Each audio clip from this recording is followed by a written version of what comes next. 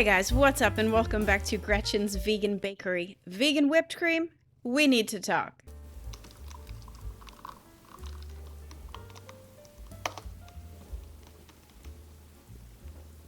You call yourself vegan whipped cream? You should be ashamed of yourself. So in this video, I'm going to review the 3 main brands of vegan whipping cream that have been semi-available near me. And then I want to talk about some other options of vegan whipping cream, including my homemade recipe for those of us who can't readily get the store brands. So I mainly want to talk about stability, taste, and cost, and then the pros and cons of each one. And I know not everyone can get the same brands as me, and heck, I can barely ever get these ones either anymore. So if you watched my recent video for chocolate cream pie cake, you saw that I was in the ultimate battle with the new Country Crock heavy whipping cream that I had such high hopes for. Not sponsored, and we're gonna go ahead and see how it holds up. This did not even take a minute. I have to say, at first glance, I'm pretty impressed. So let's get to building this cake and see if Country Crock is where it's at. Yeah, I can tell already that it is way softer than what we're used to. Hopefully it'll firm up in the refrigerator though. So while I was freezing this cake, for stability, as you can see, it did nothing for this plant cream. So Country Crock, I am sorry, you taste delicious, but your stability is an absolute 0. So here's the MacGyver fix. I had to deconstruct this entire cake, scrape out the Country Crock plant-based cream, re-whip it on the mixer with some ganache to make chocolate whipped cream. And now it is so stable. Chocolate fixes everything. So this new cake and the new whipped cream product sparked my reason for this video in the first place, since I was really annoyed. Country Crock plant cream is a crock of boop. But after I put out that video, I had some second thoughts that maybe I didn't give good old Country Crock a fair chance. Maybe I just didn't whip it long enough.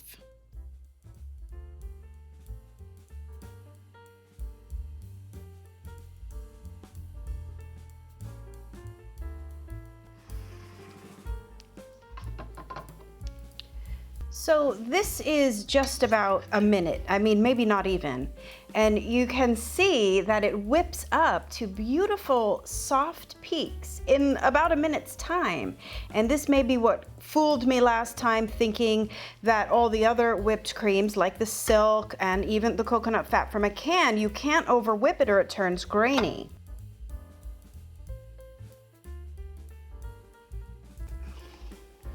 So if we were using any other whipped cream like the Silk or the even cans of coconut milk, whipping it at this length of time would definitely have separated the fat and turned it grainy. But for some reason with this Country Crock, it doesn't do that.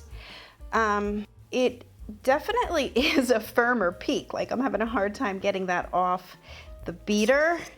So whipping it longer for the Country Crock definitely is the key, but let's just see the stability of something like this.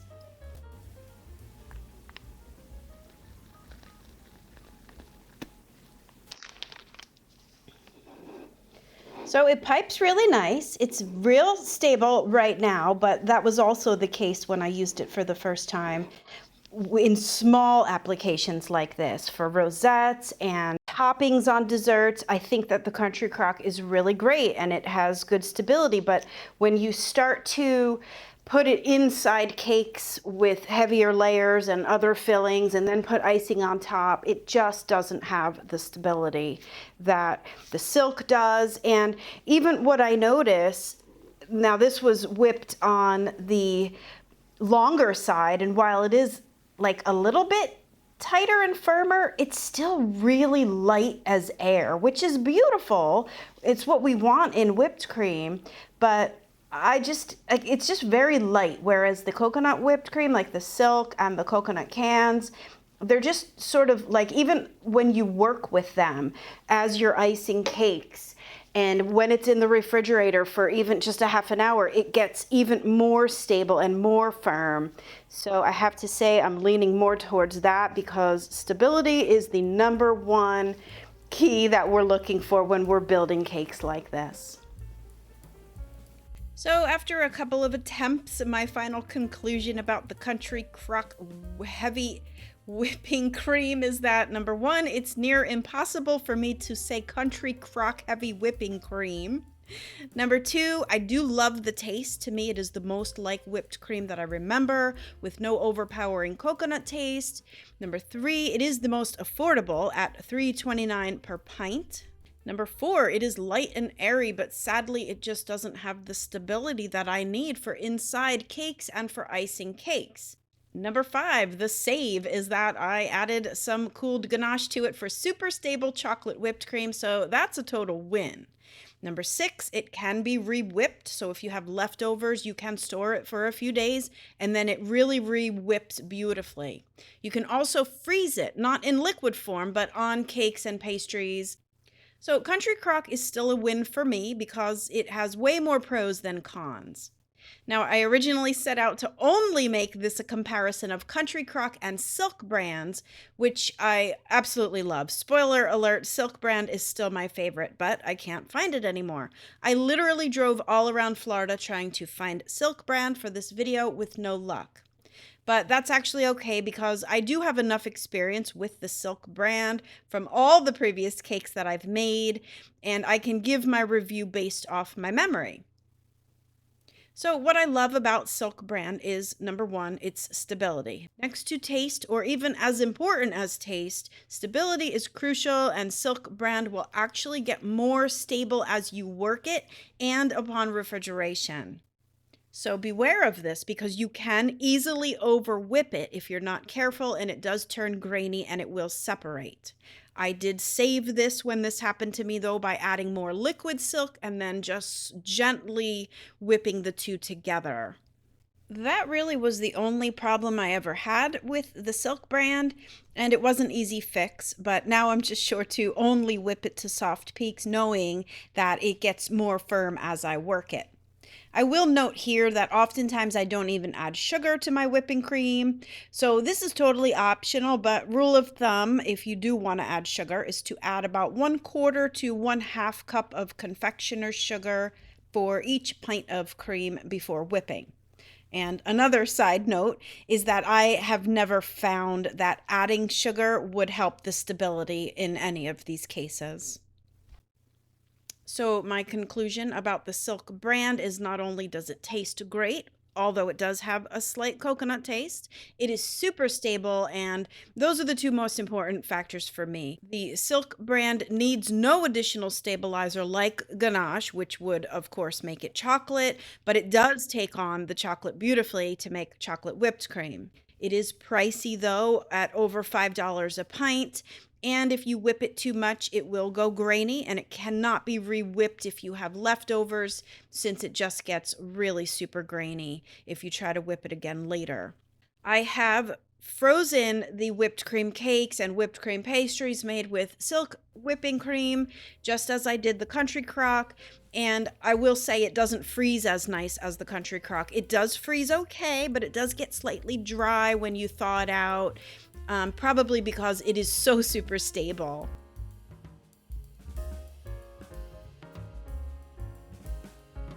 So in my travels looking for all the vegan whipping creams to make this video, I was lucky to find Califia Farms. Woo, talk about thrilling.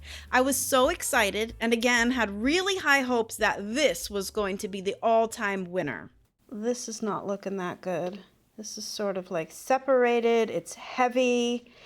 I mean, it whipped up a little bit, but talk about a total disaster. Sorry, Califia Farms, you get a 0 all the way around from me.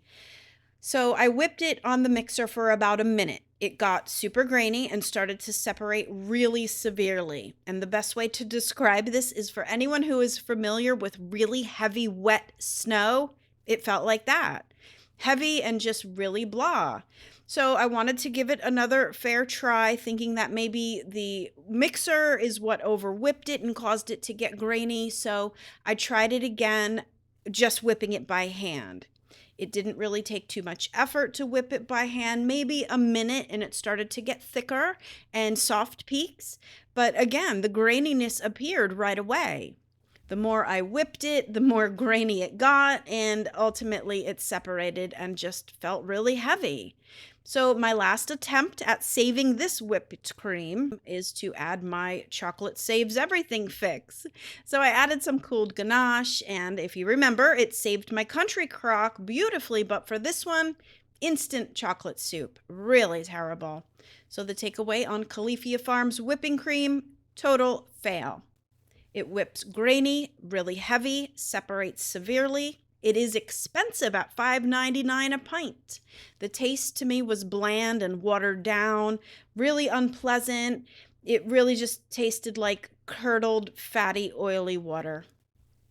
Now, these are the three major brands that I'm finding here in the USA, and I've basically ruled out Califia Farms altogether. But finding Silk and even the Country Crock for me is not that easy due to where I live. And I know many of you have a hard time getting these brands as well, not to mention all the brands that I have no clue about internationally.